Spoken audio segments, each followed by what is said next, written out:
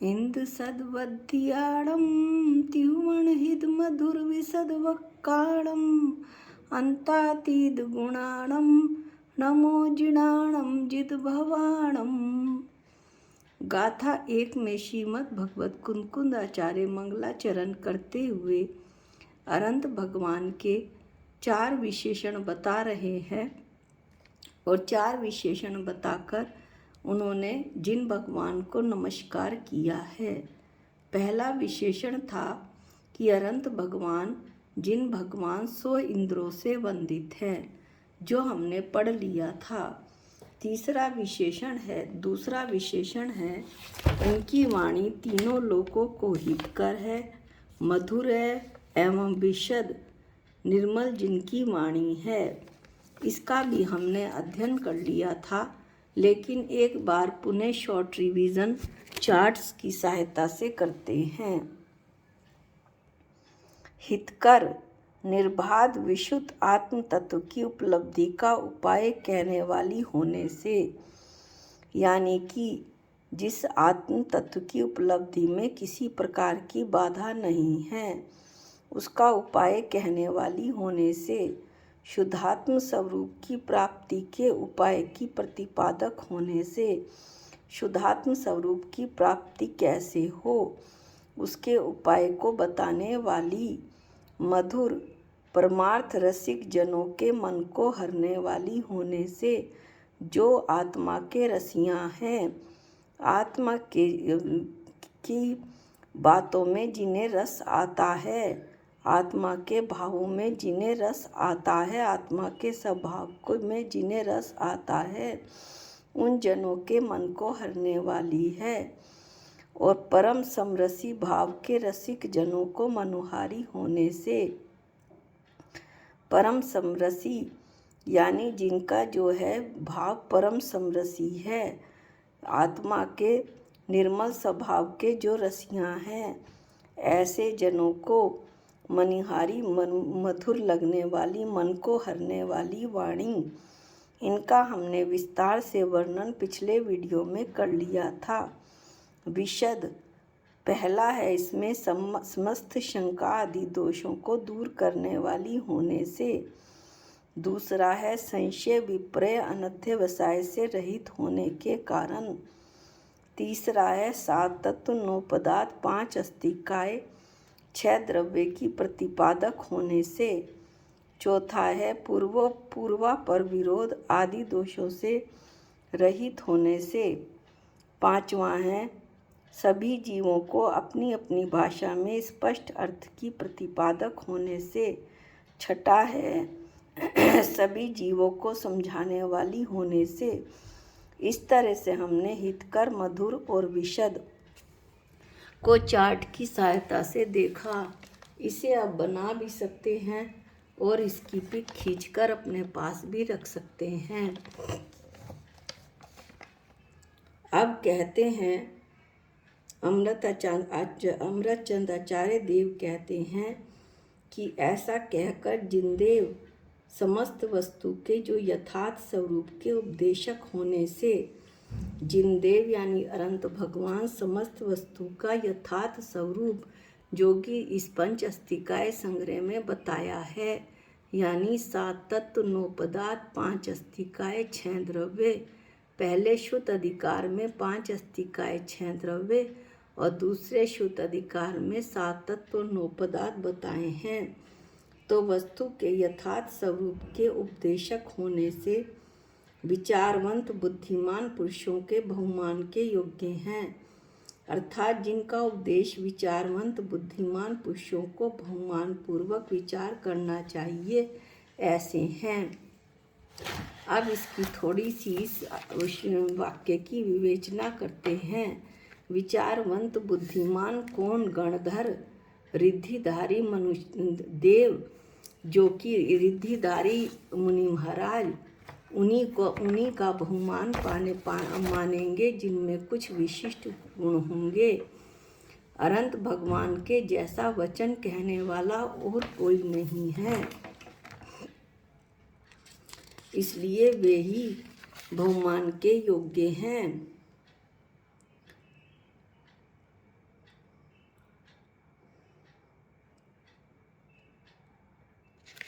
ये बात इसमें कही है कि ऐसे बुद्धिमान पुरुष ही जब बहुमान उनका आता है तो हमारे जैसे साधारण जो लोग हैं उन्हें उनका बहुमान क्यों नहीं आएगा, निश्चय ही आएगा। तीसरा विशेषण है अनंत क्षेत्र से अंतरहित और काल से अंतरहित परम चैतन्य शक्ति के विलास रूप गुण जिनके वर्तते हैं, यानी कि अंतातीत। इसका जो है अब हम तीसरा विशेषण पढ़ रहे हैं अंतातीत गुणाणम। अंतातीत गुणाणम तीसरा विशेषण पढ़ रहे हैं कि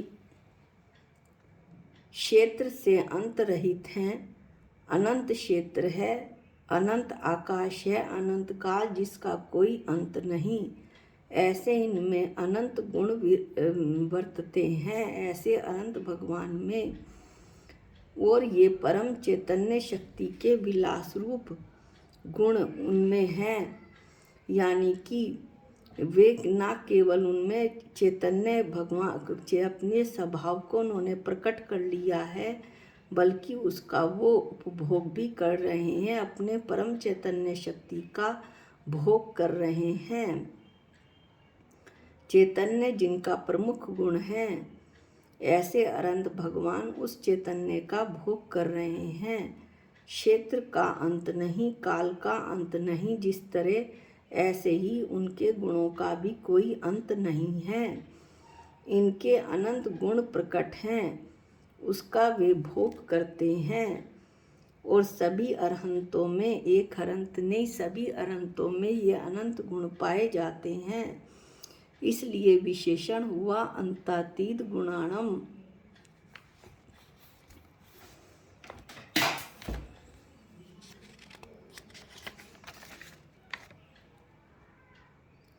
तीसरे जो विशेषण है अंतातीत गुणाणम, उसमें अनंत द्रव्य क्षेत्र काल भाव का को जानने वाले का जो जानने वाला है का जानने वाला कौन है, अनंत केवल ज्ञान गुण जिन भगवंतों को वर्तते हैं।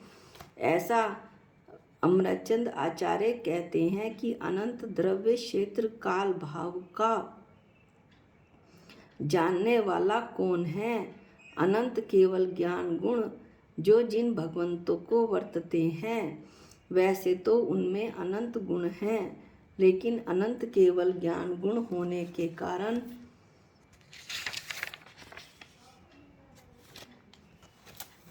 वे ज्ञान अतिशयता को प्राप्त हैं।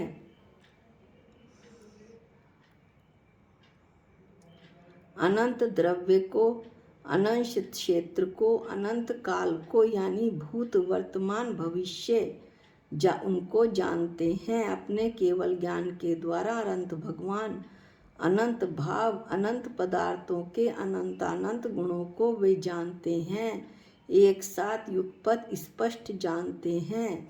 ऐसा अनंत ज्ञान केवल ज्ञान नाम के अनंत गुणों के स्वामी हैं, इसलिए उन्हें कहा अंतातीत गुणाणम।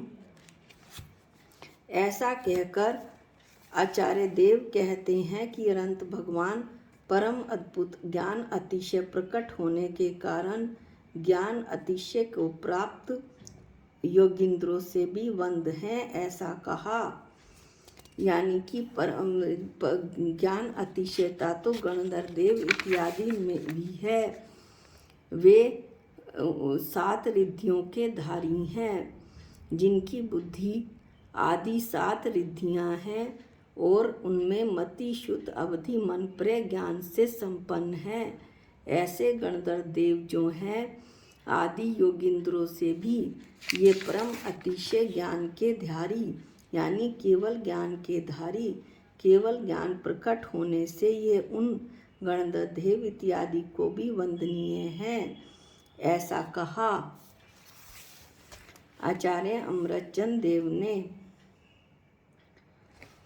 प्रवचन सार की जो 51 नंबर की गाथा है, उसमें भी ये बताया गया है।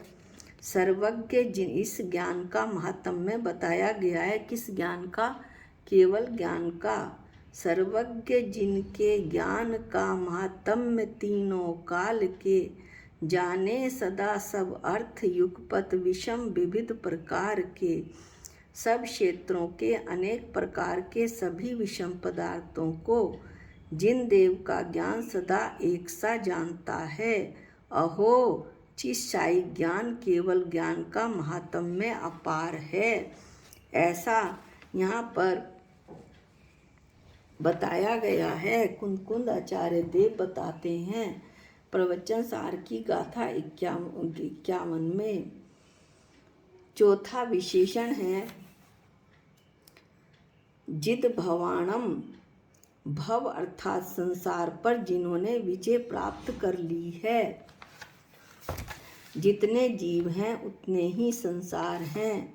संसार क्या है? संसरण अर्थात घूमना। कहाँ घूमना? 4 गति 84 लाख योनियों में राग देश रूप परिणाम संसार है और इसका फल है 4 गति। राग देश की लगी बीमारी, जन्म जरा फल दुख भारी। राग देश की लगी बीमारी तो रोग है और फल क्या है? जन्म जरा फल दुख भारी। ये लोग रोग के लक्षण हैं। लक्षण से रोग को जाना जाता है। मूल में तो राग देशी बीमारी है, यही संसार है। ऐसे संसार पर अनंत भगवान ने विजय प्राप्त कर ली है। इसके बाद अमृतचंद आचार्य देव कहते हैं कि ये जो ऐसा संसार है, ऐसे संसार पर उन्होंने विजय प्राप्त कर ली है, इसलिए वे वंदनीय हैं, नमस्कार के योग्य हैं। अब शिष्य कहता है कि हम कैसे भरोसा करें, उनका तो संसार नष्ट हो गया, लेकिन हमारा तो संसार नष्ट नहीं हुआ। हम उन्हें नमस्कार क्यों कर रहे हैं? इसलिए कर रहे हैं कि हमें भरोसा हो गया है, विश्वास हो गया है, श्रद्धा हो गई हमारे मन में कि उनके हमारे सामने एक मॉडल यानी कि एक हमारे सामने महान पुरुष है जिसने अपने संसार को भव को जीत लिया है। तो इसी प्रकार से हम भी भव को जीत सकते हैं। 4 गति 84 लाख योनि से मुक्ति मिल सकती है। श्रद्धान लाने के लिए, अनंत भगवान पर श्रद्धान कर लाने के लिए ऐसा विशेषण कहा। जिद भवाणम, जिन्होंने भव पर विजय प्राप्त कर ली है। ऐसा कहकर क्या भव अर्थात संसार पर जिन्होंने विजय प्राप्त कर ली है, ऐसा कहकर आचार्य देव क्या कह रहे हैं कि कृत्यपना प्रकट हो जाने से वे ही कृत्यपना देखते हैं। इसका क्या मतलब है कि उन्होंने भव पर विजय प्राप्त कर ली है। कृत्यपना अर्थात जो करना था वो कर लिया। हाथ पर हाथ धरे जैसे, करना कुछ न रहा बाकी। ऐसे तो जब हम अनंत भगवान के दर्शन करें मंदिर में तो हमें नासिका पर उनकी दृष्टि होती है। जो कुछ देखना है देख लिया है, जो कुछ करना है वो कर लिया है। पैर उनके पद्मासन में बैठे रहते हैं, जहाँ जाना था जा चुके हैं। इस तरह से कृत्यपना प्रकट हो गया। जो करना वो उन्होंने कर लिया और वे ही अन्य आकृत्य जीवों के अन्य कौन हमारे जैसे, जिनका जन्म मरण का भाव नहीं हुआ, जो इस संसार मरण के चक्कर में फिर संसार के चक्कर लगा रहे हैं। ऐसे जीवों के लिए ये शरणभूत हैं। ऐसा उपदेश दिया है आचार्य भगवंत ने। क्योंकि शरणभूत कौन होगा? शरणभूत वो होगा जिसने उस चीज़ को प्रकट कर लिया या वो चीज़ उसे आती है। माँ को नान खटाई आती है तो नान खटाई को सीखने के लिए मुझे माँ की शरण लेनी पड़ेगी। पिता की शरण लेने से कोई काम नहीं बनेगा। इसलिए जो आकृत्य जीव हैं जिनका जन्म मरण का अभाव नहीं हुआ, उनके लिए अनंत देव ही शरणभूत हैं। इसके अलावा अन्य कोई शरणभूत नहीं है। ऐसा कहते हैं अमरचंद आचार्य। इस प्रकार ये 4 विशेषण पूरे होकर ये बताया है आचार्य ने कि ऐसे जिन भगवंतों को ग्रंथ के प्रारंभ में ही भाव नमस्कार करके मंगल किया है, भाव नमस्कार करके यानी आपकी तरह मेरी आत्मा का स्वभाव भी प्रकट हो, वंदे तद्गुण लब्धये। आपके समान गुणों को प्राप्त करने के लिए मैं आपको भाव नमस्कार करती हूँ, ऐसा उन्होंने बताया है। भाव नमस्कार करता हूँ या करती हूँ, ऐसा करके उन्होंने मंगल किया है। मंगलाचरण के रूप में ये गाथा एक है, जो कि हमेशा ग्रंथ को पढ़ने से पहले ये पढ़ी जाएगी। और जो ग्रंथ हम पढ़ रहे हैं, यदि उन सभी के आप जैसे द्रव्य संग्रहिष्टोपदेश यदि सबके केवल मंगलाचरण भी याद करते चलें, तो आपके पास कई सारे श्लोक हो जाएंगे, जो आप मंदिर में भी प्रदक्षिणा करते हुए बोल सकते हैं और अपने भावों को अच्छा कर सकते हैं। अब हम इसके कुछ चार्ट्स और देखते हैं। इस गाथा 1 के 4 विशेषण आए थे। पहला विशेषण इस चार्ट में दिखाया है, इंद सद्वंदियाणम। इस विशेषण से जिनदेव कैसे हैं, असाधारण नमस्कार के योग्य हैं। क्यों? सदैव देवाधिदेव पने के कारण, देवों के देव होने के कारण, देवों के अधिदेव होने के कारण। त्युमण हित मधुर विशद वक्काणम। ये हमने पढ़ा कि इनकी वाणी हितकर है, मधुर है और विशद है। इस विशेषण से जिनदेव क्या हुए? बुद्धिमान पुरुषों के बहुमान के योग्य हुए। और क्यों? समस्त वस्तु के यथार्थ स्वरूप के उपदेशक होने से। क्यों बहुमान के योग्य हुए? समस्त वस्तु के यथार्थ स्वरूप के उपदेशक होने से। 7 तत्व, 9 पदार्थ, 6 द्रव्य और 5 अस्तिकाय, जो हम इस ग्रंथ में पढ़ेंगे। अंतातीत गुणाणम, अनंत गुणों के स्वामी होने से। इस विशेषण से जिनदेव कैसे हैं? ज्ञान अतिशयता को प्राप्त हैं, परम ज्ञान अतिशयता को प्राप्त योग्य। भगवान तो परम ज्ञान अतिशयता यानी कि केवल ज्ञान को प्राप्त हैं। और किनके द्वारा वंदनीय हैं? जो ज्ञान अतिशयता को प्राप्त हैं, ऐसे योगिंद्रों से भी वंदनीय हैं, यानी उन्हें अभी केवल ज्ञान नहीं हुआ, उन योगिंद्रों से भी वे वंदनीय हैं। और क्यों वंदनीय हैं वो अभी बताया कि क्या प्रकट हो गया है। केवल ज्ञान, परम अद्भुत ज्ञान अतिशय प्रकट होने के कारण। चौथा विशेषण है जिद भवाणम। अन्य जिद भवाणम, जिन्होंने भव पर विजय प्राप्त कर ली है। अन्य आकृत्य जीवों को शरणभूत है। इसका अर्थ अभी बताया था कि जिन्होंने भव पर, संसार पर विजय प्राप्त नहीं करी, उनके शरणभूत हैं।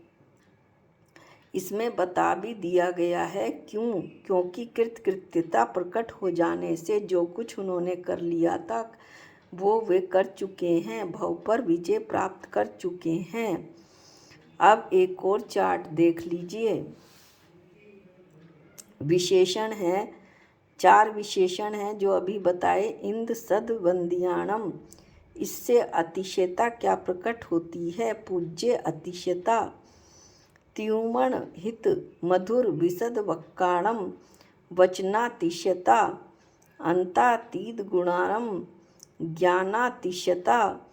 जित भवाणम, घातीय कर्म अपायातिशयता। घाती कर्म को नाश करने की अतिशयता प्रकट होती है। अब ये भी देख लें कि जिन किसे कहते हैं जिसने कर्म रूपी शत्रुओं को जीत लिया है। कर्म कैसे हैं, अनेक भव रूपी वन और विषय रूपी दुखों को प्राप्त कराने में जो कारणभूत हैं वे ही कर्म हैं। इस तरह से हमने 3 चार्ट्स का अध्ययन किया, जिनका आपको अर्थ वैसे पहले से ही पता होगा, लेकिन जो ये 3 चार्ट हैं ये बहुत इम्पॉर्टेंट हैं। इससे गाथा आपको बहुत आसानी से और अच्छे से समझ में आ जाएगी। आज के लिए हम इतना ही अध्ययन करेंगे। अगली जो गाथा 2 है उसका अध्ययन हम अगले वीडियो में शुरू करेंगे। निज निधि निज में बताई ये अनंत उपकार है, इसके लिए जिन वाणी माँ को वंदनानंत बार है, वंदनानंत बार है। सबको जय जिनेंद्र।